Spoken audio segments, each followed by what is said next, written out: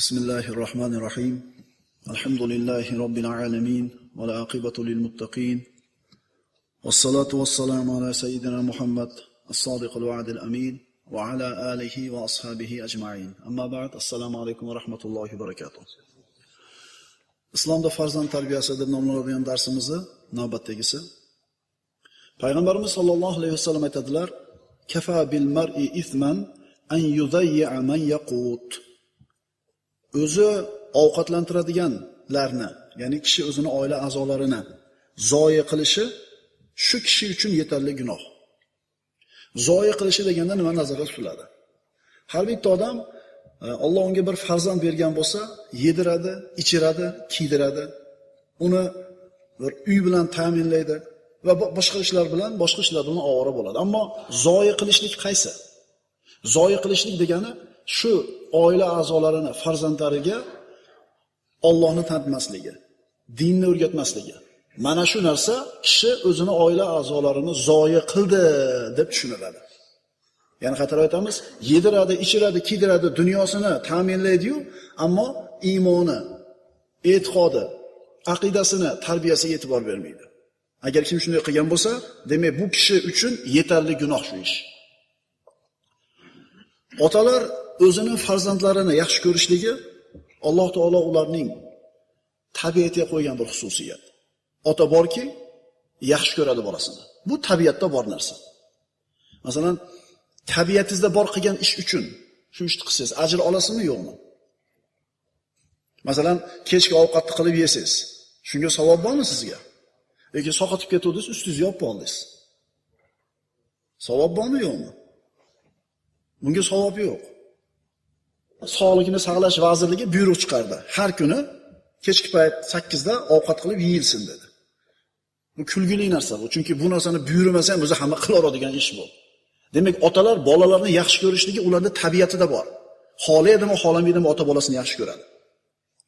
Bu ota olimmi, johilmi, musulmonmi, kofirmi, shaharlimi, sahroymi farqi yo'q. Otami bolasini yaxshi ko'raveradi.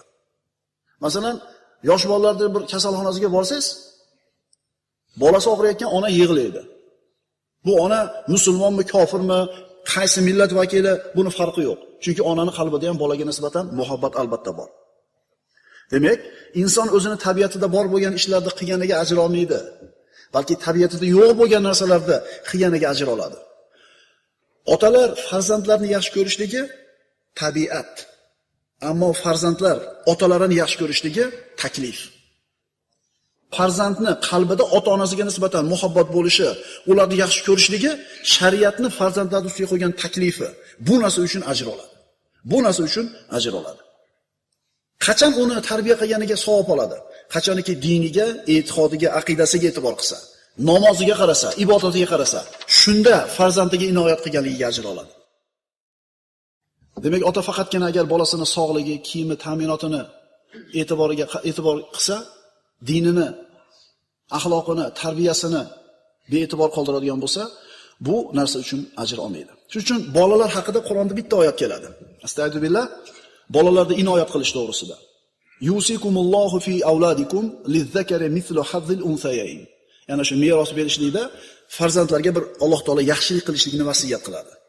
Ya'ni Alloh farzandlaringizga tegishli meros haqida bir o'g'il uchun 2 qiz ulushi barobarida meros berishni amr qildi.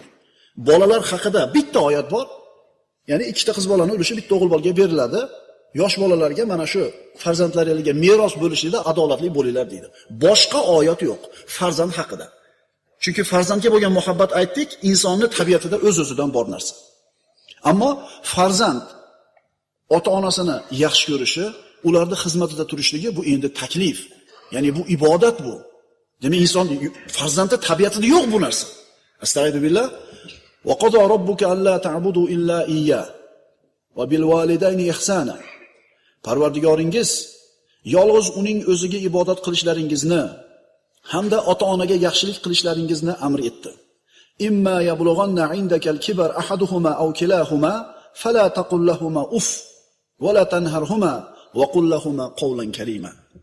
Agar ularning, ya'ni ota-onalaringizning birovi yoki har ikkisi sizni qo'l ostingizda keksalik yoshga yetsa, ulg'ayganinglarda farzandlar ota-onalar qarab sizlarni qo'lingizda turgan bo'lsa, ikkalasi yoki bittasi, ularga qarab uf tortmang. Va ularning so'zlarini qaytarmang va ularga doim yaxshi so'z ayting. Bu endi buyruq. Ota-onasini inoyat qilishligi, xizmatida turishi, ularga uf demasligi, ularga lutf bilan muomala qilishi, bu endi ibodat. Bu narsa uchun farzand Alloh azza va jalladan ajr savob oladi. Chunki aytyapmiz, farzandning tabiatida yo'q bu narsa. Tabiatiga joylanmagan. Xolasi ota-onasiga qaramay qo'yishi ham mumkin. Urishi ham mumkin. Tashlab ketishi ham mumkin. Chunki bu narsa uni tabiatida yo'q. Kech payt kelasiz, bolalar ovqat yeyishdimi? Yeyishdi. Darsini qilishdimi? Qilishdi. Issiq Qur'on yotishibdimi? Yotishibdi. Yaxshi. Namozichi? Namozichi? Hozirgi qilgan muruvvatingizga ajri yo'q. Hozirgi so'ragan narsalaringizga mukofot olmaysiz. Allohni eslatmaganligingizga, Allohning ibodatiga beparvo bo'lganiga agar indamay qolgan bo'lsangiz, gunohkor bo'lasiz. Demak, ota bolasiga berishi mumkin bo'lgan eng ulug' narsa islomiy tarbiya. Islomiy tarbiya.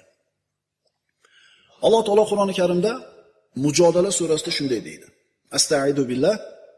Qad sami'allohu qawlallati tujadiluka fi zawjiha wa tashtaki ila Allah. Wallohu yasma'u tahawurakuma innalloha sami'un basir. Ey Muhammad sallallohu alayhi vasallam, dar haqiqat Alloh siz bilan o'z jufti haqida bahslashayotgan va Allohga shikoyat qilayotgan ayolning so'zini eshitdi.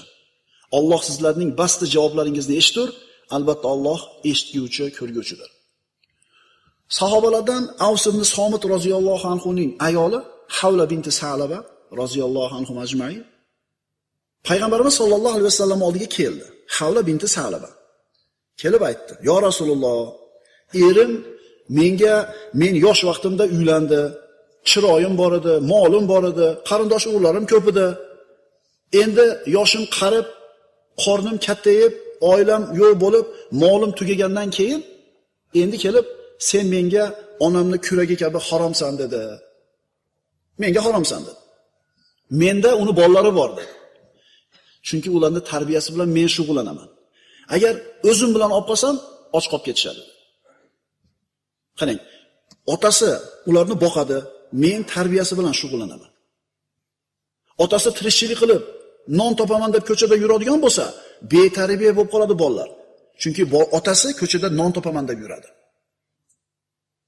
Xulosa, ota ko'chadagi ishlarni albatta qiladi, yelkasidagi vojibi. Lekin undan avvalgi, undan ko'ra muhimroq bo'lgan vojibi farzandlarga Robbisini tanishligi, diniy tarbiya berishligi. Mana bir necha dars farzandlar tarbiyasining ahamiyati haqida suhbat qilamiz. Biz nimani o'rganyapmiz? Qanchalar yelkanimizdagi yuk og'ir, qanchalik bu mehnatni uzoq qilishimiz kerak. Shu narsani anglashligimiz kerak. Avvalgi bir qancha darslarimizda. Tarbiyaga oid bo'lgan so'zlar. Birodarlar, ummat faqat tarbiya yo'li bilan yuksaladi. Farzandlarimizga islomiy tarbiya berishlik bilan ummat yuksaladi. Johiz rivoyat qiladi. Uqba ibn Abu Sufyon o'zini o'g'lini muallimga topshiryapti, odob beruvchi kishiga topshiryapti, shunday dedi: "Meni bolamga odob berishda birinchi qiladigan ishing o'zingni isloh qilishing bo'lsin. Meni bolamga tarbiya berishda birinchi qiladigan ishing o'zingni tuzat. Chunki ularning ko'zlari seni ko'zingga bog'langan. Sen chiroyli ko'rgan narsani ular ham chiroyli ko'radi. Sen xunuk deb bilgan narsani ular ham xunuk deb biladi."